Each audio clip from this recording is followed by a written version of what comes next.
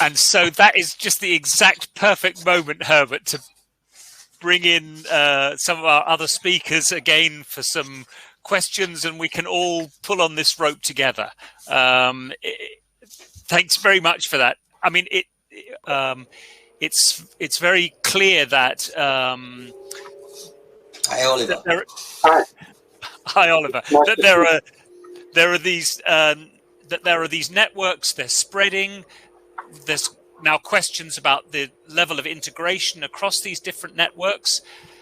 In the chat, and just thinking about the talks that we've listened to so far, there are issues about warmth versus engineering, formal and not formal organizations. So Proterra doesn't have legal structures, but and then there's this question about funding. It also operates with the organisms and individuals involved funding themselves rather than by others, and that's a strength and a weakness, of course. And then, is this about supporting ourselves and the people within our networks, or is this about reaching out and into that kind of lobbying world, changing the rules, getting the Brazilian Adobe standard in place? So quite a lot of issues. Maybe we could just go round again now with all of your kind of quick first thought about what you've heard in the other speakers' talks this morning. Do you want to start, Oliver? Oh, thanks. Right. Herbert, I really enjoyed your presentation because I got a mention. and it reminded me that, from my part, using technology to reach people rather than doing it face-to-face socially like the rest of you do.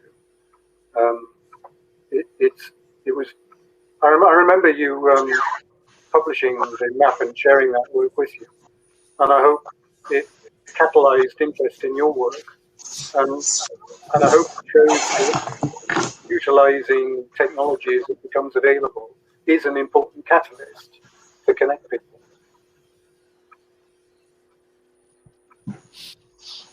And Liddy? Well, Herbert said that just get a little bit closer to your microphone, yeah. Liddy. Mm-hmm. Herbert said that sometimes university people, they get off track once the process, if the project funding is finished, they stop. And I have never seen Earth builders and straw bale builders stopping after European projects. So I think there's more to the story than money anyway. So and also I believe that we're in a period where things are not working like previously anymore. And we're out of the age of planning, and we're into some sort of age of shock, or I don't know. We don't know what is waiting for us in the future. But I really believe we need to keep these personal connections alive, because that's what keeps us going, and it's what will sustain us in the long term. The age of shock, Maria. Yes, thank you everyone for your presentations. Yes, I agree. Unfortunately, my connection was kicked me off when Liddy was speaking, and I was following you very, very closely. It's about give and receive. That's it. Stop thinking about what can I learn from this only, and we all need to share more and to give more of what we know, without thinking how I am going to get the sponsors or whatever. Do what we have to do, what we know we have to do, and then the other things come alone. They come alone. They stick to your good attitude, and you see from nothing. For example, the Proterra group, from nothing, what we have obtained in 15 years. No money involved. And of course, there is money involved. and it's Of about course. people's responsibility, the responsibility of organisms to put money in, to allow people to travel and do these things. Herbert, Yes. you've had a chance to catch your breath. Yeah, I'm a little more with Oliver. So I think it's a technical dimension of all this networking we have. It's true what Ludi says. This is the other side of me, that we never will stop strawberry building or earth building by ourselves or in our own networks. But about the networking on a European basis, or if you think on a world basis, we have a lot of requests also from other overseas countries. This is about the technical issues. So you need all these translations. And when we just look at one project, the part of the translations for us in Europe is half of the time of the research work we do, or the documentation or dissemination work. And to your question, or to the questions from the chat, I have to say, yes, in ESPA, for example, we have formal networks because this is necessary to get funding.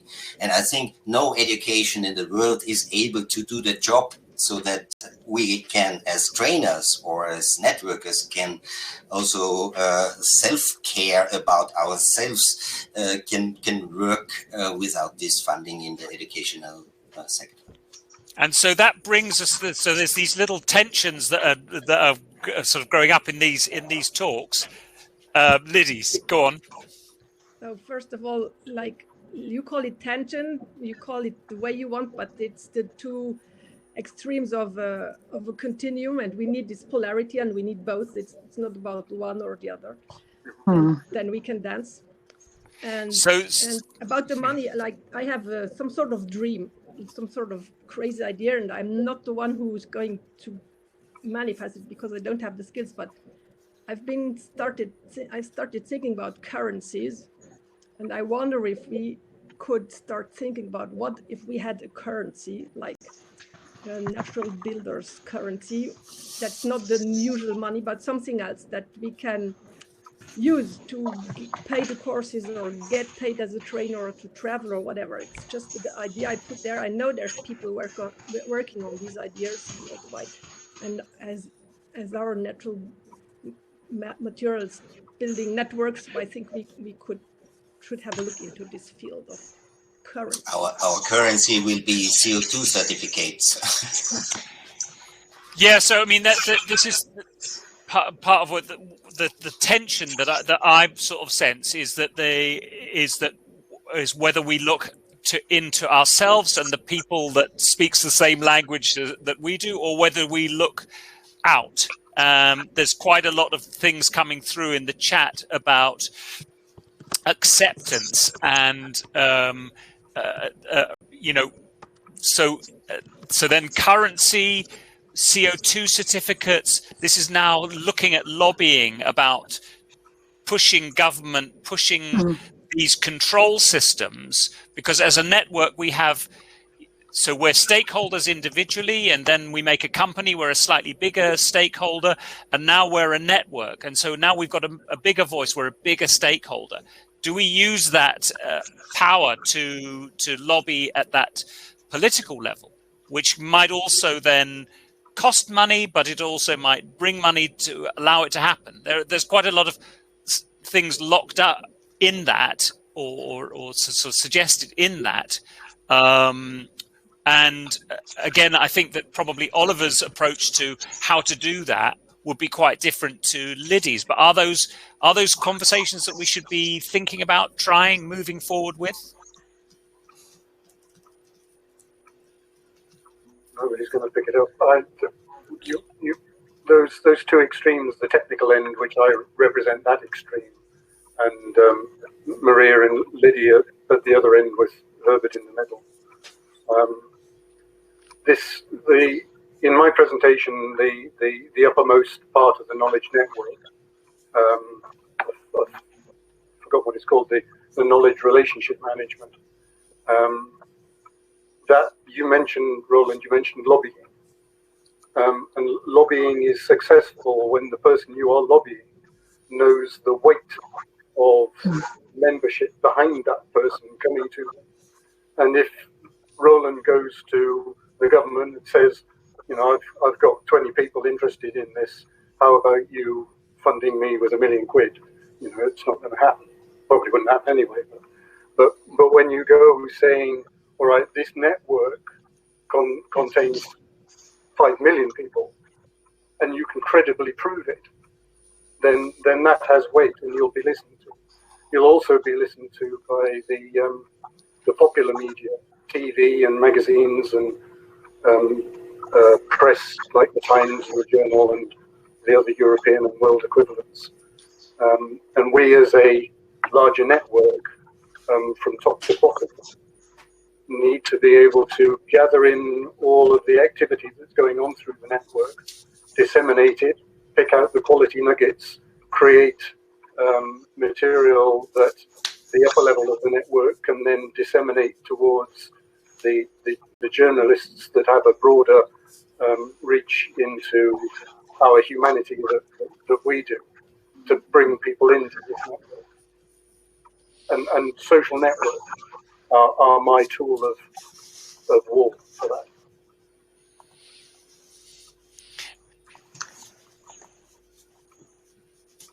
Any thoughts on that?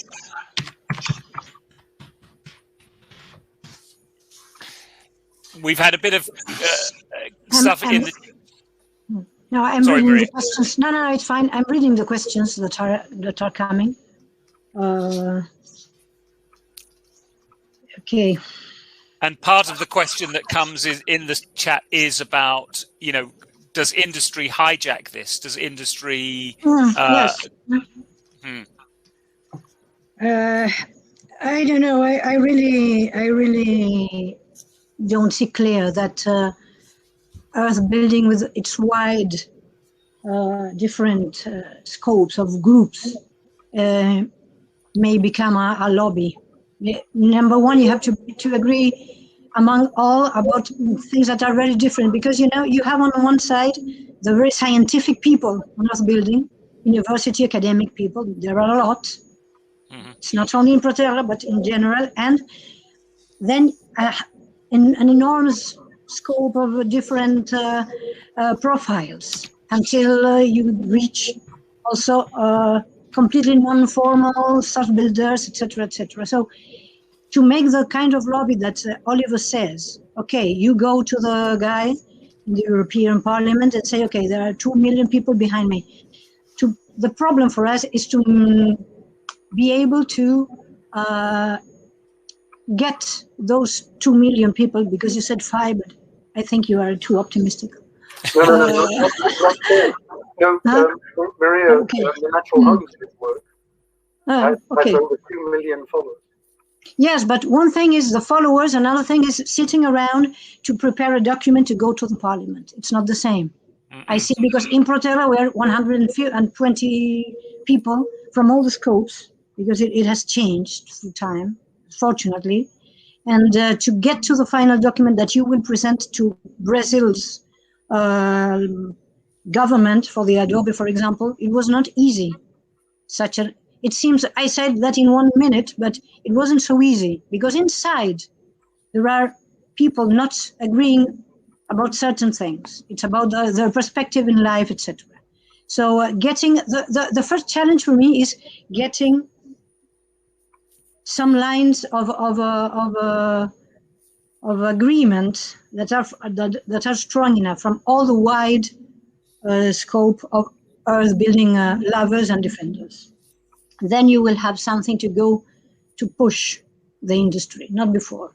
If not, you have inside the same Earth building group, you will have people not agreeing to stand by the document. That's what I think. I want to add about first. I think what we all do not see, because we have blinkers. We are like a horse in the city and don't see anything beside us. And social networks help us to have this bubble or to live in this bubble, because we just see what we want to see and we cannot see the outside. Sometimes we have the feeling, oh, everything is so famous now because I just see strawberry sites when I open my Google, for example. But if I would have another account, I would see this is just 0.001% or whatever of the building market. And the second part, the social second part, is the money. So whenever we did networking without money, it worked perfect, because nobody was jealous about the other person. Everybody had the right to cooperate, and the cooperation was really working.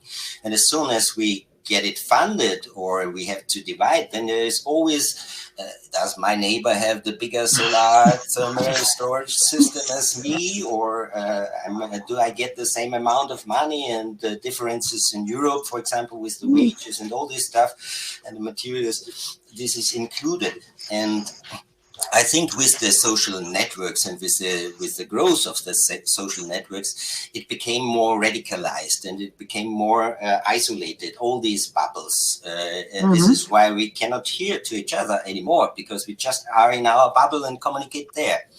And the thing where I like the aspect of these technical issues, when you look at normal, usual networks like these architectural forums and platforms or pixels, this picture, if we make lobbying there, I think we would have a much bigger impact than to go to a standardization institute or and fight for, is it allowed to build with adobe stones a load-bearing wall or something like that. I think we need these pictures, we need the emotion everywhere in all these networks which people use. Yes, absolutely agree. Yes, and then there's this other polarity. Oliver's site very much works on the positive, on showing good example and nice. So that's what Herbert's talking about. And then there's this other end where you say, actually, you need to look at the bad and you need to point out the bad, because otherwise the people that produce these materials which burn and give pollution and all of these things, they get away. It's a free ride. No one's questioning it. Should we not be raising our voice, a bigger voice, to raise some of these negative issues, or we just should stay on that positive edge? You're not creating a change by fighting against anything. You're creating the change by building what you want to build. I don't believe in negative lobbying. Maybe we can call it that way. And I think I don't even believe in lobbying, because what does it mean? We want to talk to whom? To the governments and to the media that they own, and the governments that brought us where we are now. These structures are crumbling, and this is not where I want to invest my energy. And the other thing is, like, Roland, your question, like, should we? So who is we? And if anybody wants to do whatever, they just can do it. If you want to do lobbying, and then you go do your lobbying. In our networks, I have never seen anybody prevent anybody else from taking any initiatives. It's all about, okay, where do I stand? What do I have to bring to the table? And then I go for it. And those who support me will come with me. And all the rest is a lot of work of all this cooperation work, all this knowing how to talk together, how to support each other, how to work when there's conflict, and how do we overcome that, and how do we, are we a network, or do we want to become a community? That's one big question that I would like to ask. Can I just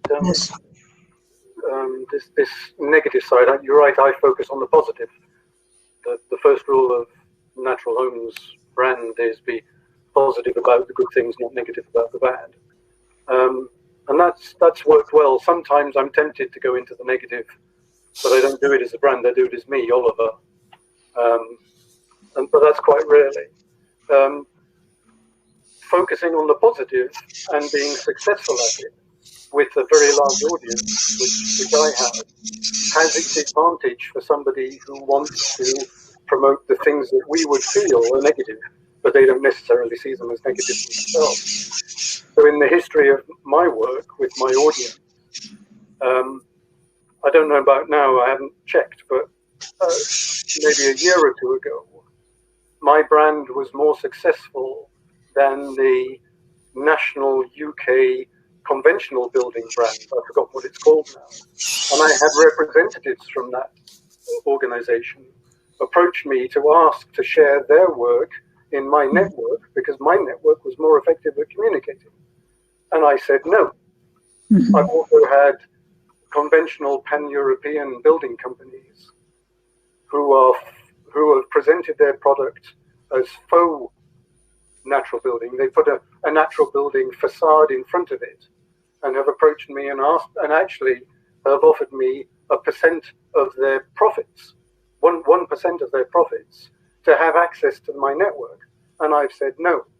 So you can make inroads with only being positive, in that when what we would categorize as negative building practices see your success, they want to get into it, and you can say no, squeezing them out. And that's my approach. Be louder than what I would categorize as negative practices. And that being louder, I mean, so Oliver's working very much in the digital world. A lot of the stuff that Earthbuild Europe has done has been in policy. It's been in writing training documents for use by trainers and builders and others. And so when I say lobby, one of my questions is about how to bring those materials, because they're very solid materials, into the colleges, into the universities. And that takes, again, quite a big push, because a lot of those institutions are quite happy with what they've been teaching for the last 30, 40, 100 years. And somehow we need a little bit to challenge that. I feel that just building the policy is not enough. You need to then bring it into the open, bring it into the mainstream.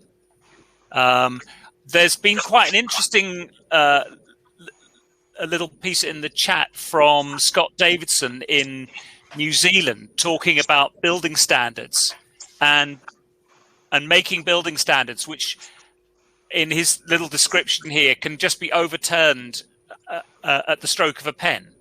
And so this is always the fear, isn't it? That when you go to government, they'll do something today and then they'll overturn it tomorrow. Is that a reason to not try? And I should, people keep saying to me, tell everyone to write their chat in the event chat and not in the stage chat. A bit of housekeeping. Yes, please. Can you keep it going in the event chat as much as possible? But yes. I think when we talk about lobbying, there are these two types of lobbying. One is the bottom-up lobbying that you just you do good and you speak about, and this is what we mainly do, and this is also the big success of Natural Homes, for example. So you spread the news in the most wide dimension you can imagine. And the other is the top-down. Yes, you work with the institutions, you try to, and this was also what Scott Davison was writing about, and this always have backslashes, your success and non-success in this process, and it's a boring process. We want to have also fun with our work. This is why we decided to be strawberry builders and earth builders, because it's such a wonderful material to work with.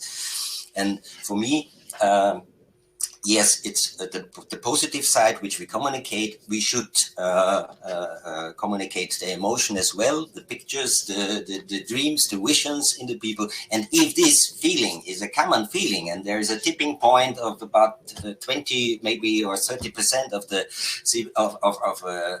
inhabitants of a country are enough to that it changes, and there is a need. If there is a need, if people want these techniques and want to build ecological and healthy, then even if you are in the standardization institute or not, the government or the responsible persons have to react. And this is, I think, the nicer way. Maybe it's just a little bit lazy because I don't want to be in a standardization.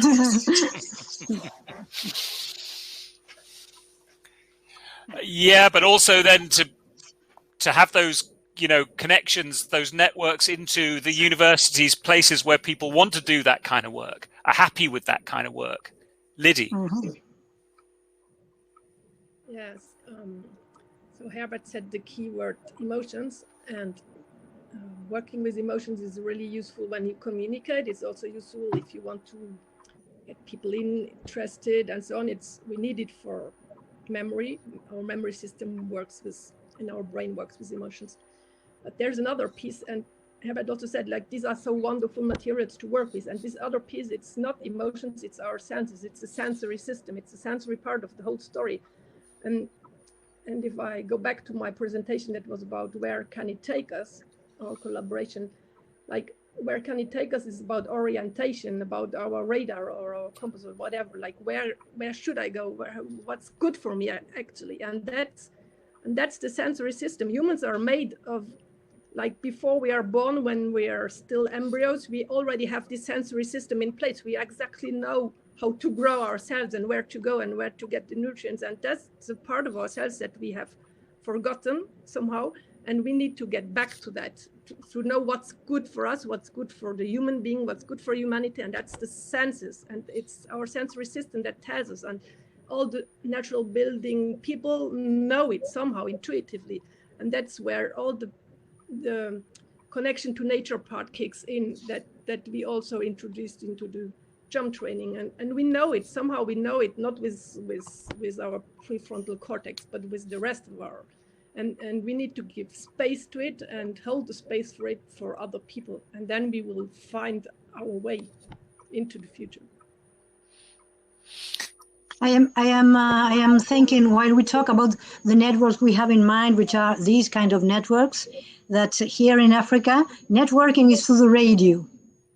Of course, the people have mobile phones and intelligent phones, but the radio is the thing that makes people at home be aware of things that they didn't expect to know and maybe react. Then they will be speaking about that. You listen to them, they speak about, have you listened to what they said today about I don't know what? Yes, we should go to the big city, to the town hall and know more about that. And that's an important point. When we speak about networking, earth building or others, we should remember that our way of doing it with a lot of technology behind is only one way of networking, and we should not forget about letting the other ways in also. Proterra began with not with these resources. The African networks that are very, very slowly beginning to move, there was no time to talk about them. They are doing it very differently as well.